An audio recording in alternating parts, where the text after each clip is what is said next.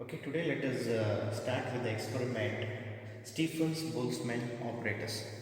See, the emissivity of the black body is given by Stephens-Boltzmann law. It states that the emissive power of any body is directly proportional to its fourth power of its temperature. That is, E is directly proportional to T to the power of 4. So when I take the constant here, we say it is a rho, so that the E will be equal to rho T to the power of 4. Here we are going to find out the Stephens-Boltzmann constant, that is rho value in this experiment. The rho value is given by 5.678 into 10 to the power of minus 8. Okay, this value we need to find. Okay, so for this we are using this experiment, okay, in which we will be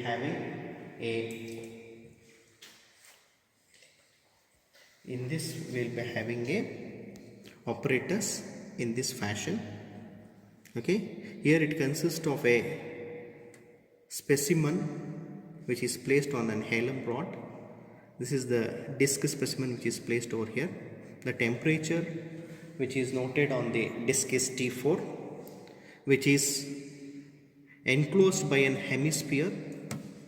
Okay, on the hemisphere we will be having the three thermocouples mounted, which shows the reading T1, T2, T3, the surface temperature, and this is enclosed by a cylindrical shell, okay, which has a water, okay, which we will fill the water in it.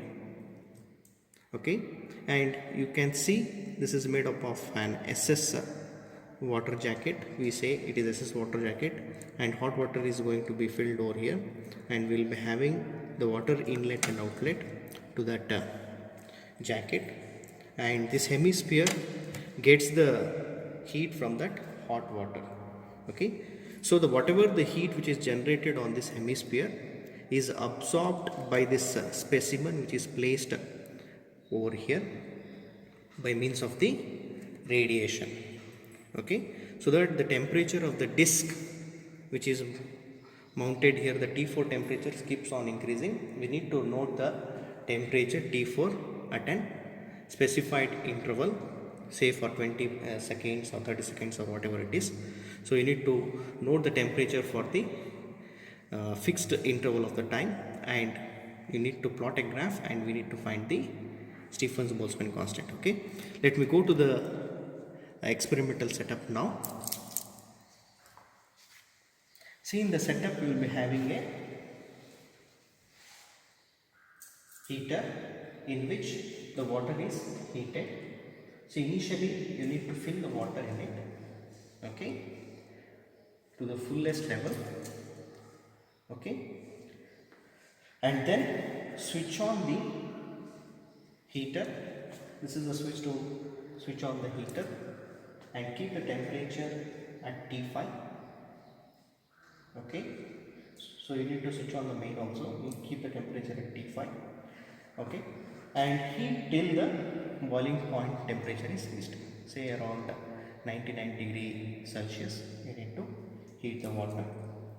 Okay, this water is made to flow through this pipe, and you can see there is an opening and closing for the pipe over here.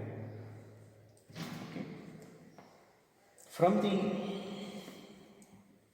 hemisphere there is a water jacket surrounding the hemisphere.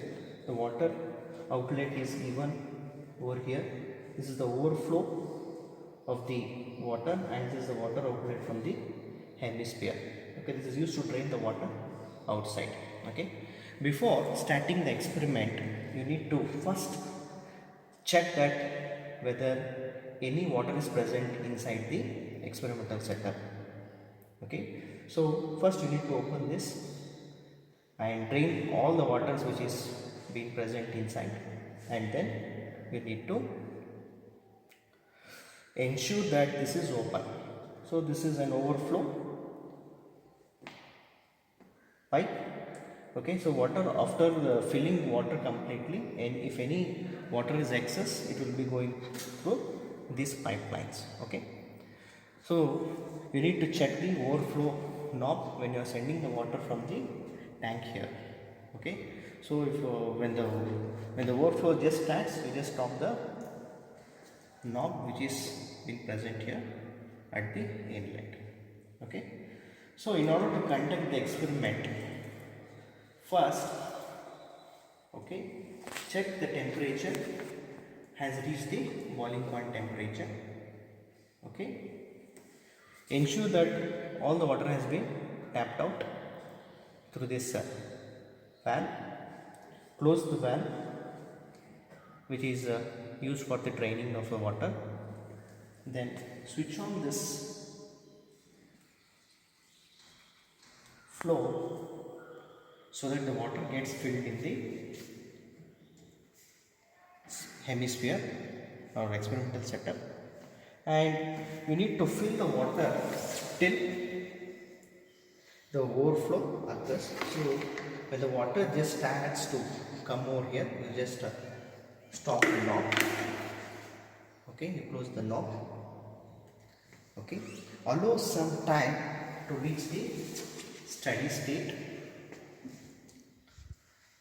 so that on the hemisphere we find the uniform temperatures.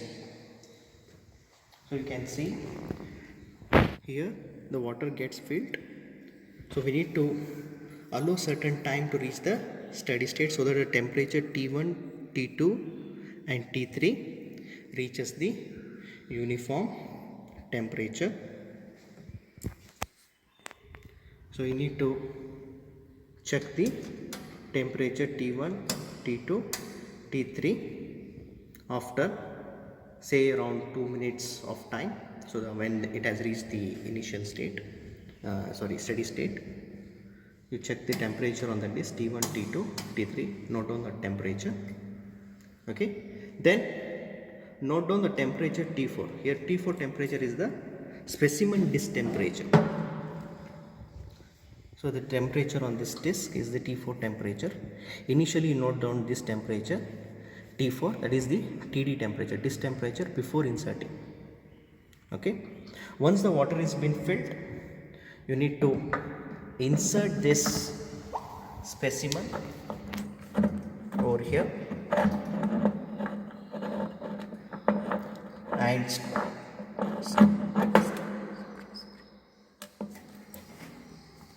insert this specimen.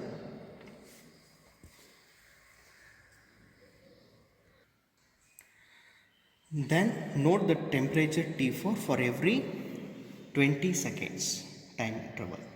So the disk temperature keeps on increasing because of the radiation heat absorbed by the disk. So you need to note the increase in the temperature for every 20 seconds fixed interval, and the graph of dt versus dt.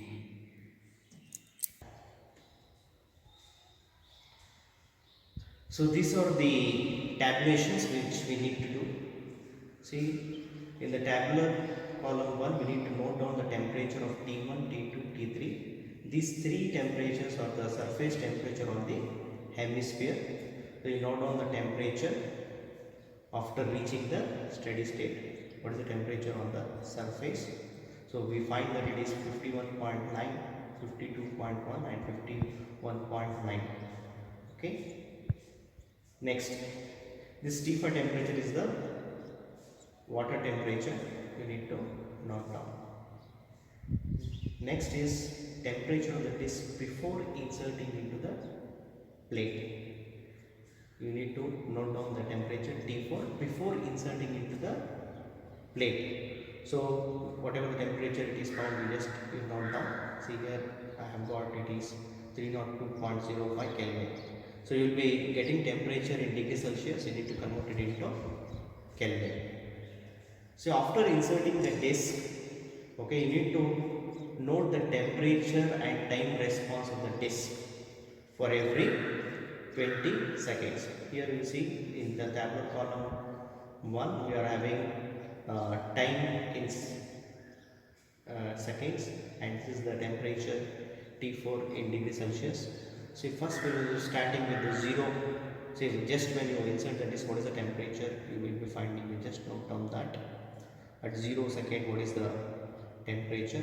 Next, for every 20 seconds you use the stopwatch and note down the temperatures or T4, how it just increases with the time. You note down these temperatures for every 20 seconds. Then after noting down the temperature, you need to plot a graph of temperature of the disk versus time. Okay, so we will be obtaining a slope that is dt by dt by dx. Okay, where capital T is the temperature and small t is the time. So we will plot the temperature on the y-axis and time on the x-axis, and we will be finding the slope dt by dt. So that we will be getting 0.02125. Next, average temperature of the hemisphere. See, we have noted the temperature T1, T2, T3 here. You need to convert this into Kelvin and note down what is the average surface temperature on that hemisphere. Next, temperature of the disk before inserting into the disk. We have noted down here. Okay, that one you need to write. Okay. Next is rate of change of heat capacity of the disk. See, what is the amount of the heat which is being absorbed by that disk by radiation is also given by mCp into dt divided by dt. See, where m is the mass of the disk, that is 5 into 10 to the power of minus 3 kgs. Okay, so it is the mass of the disk. You just substitute this value, you will be getting q in watt. Okay, then the net radiation, the net energy radiated by the disk is also given by rho ad into t average to the power of 4 minus t to the power of 4. Okay, where rho is the Stefan's Boltzmann constant. So we need to find the rho here, Stefan's Boltzmann constant. So A is the area of the disk. See, the dimension of the disk will be given. You can easily find out what is the area of the disk. Okay, so you substitute the value of Q, area of the disk, average temperature, that is the surface temperature on the hemisphere, minus Td, that is the temperature of the disk before inserting. Okay, when you substitute these values, you will be getting rho. See, we find that the rho value in our experiment what we conduct over here is 4.51 into 10 to the power of minus 8 watt per meter square Kelvin to the power of 4. To be exact, the value should be 5.678 into 10 to the power of minus 8 watt per meter square per watt per meter square Kelvin to the power of 4. Okay, but we find here it is 4.51 into 10 to the power of minus 8. So we have certain experimental error. It's not a matter. You should be getting in this form. The value you need to get is in this form. Okay, it should be a nearby value. Thank you.